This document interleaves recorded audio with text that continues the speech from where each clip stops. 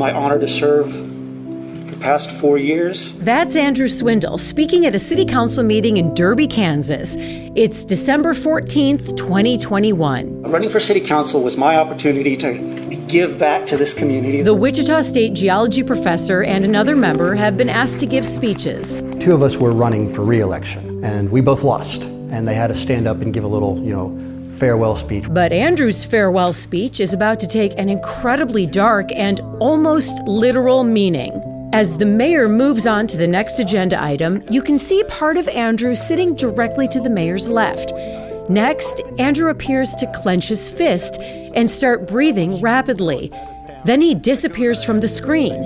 Andrew has collapsed. His heart has stopped beating. Excuse us for a minute. We have a little medical emergency. The next thing I know, I was in the hospital. Andrew believes he made it to the hospital alive for 2 reasons. 1, the police chief, also at the meeting, performed CPR.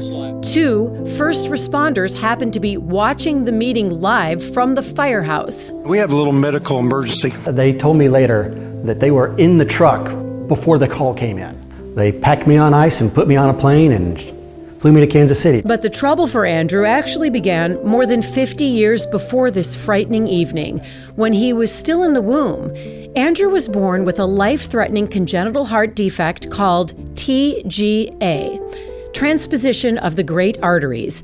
That's when the 2 main arteries leaving the heart are reversed. He had his first surgery at age 2 and gradually had to dial back physical activities as he grew older. Basically had to scale it all down because I had episodes of SVT. It's where your heart races. It got into my 20s and I'd have these episodes and they started taking longer and longer to go away. But life went on. Andrew graduated, got married, built a family, earned his PhD, became a geologist, and then a very proud geology professor at Wichita State. There's basically not enough water pressure to fuel it. I taught the student in a soils class, and he said, "I got a job because of your class." And eventually he became a city council member, which brings us back to December 14th, 2021. Shortly after Andrew's heart stopped, he would also have a stroke and embark on one of the hardest journeys he has ever traveled in his 50 years, culminating with a type of heart transplant that had only been performed once before at the University of Kansas Health System. A transplant so complicated and so intricate because of his unique congenital heart condition, it required 2 surgeons from 2 different hospitals working side by side in the OR to ensure Andrew came out the other side.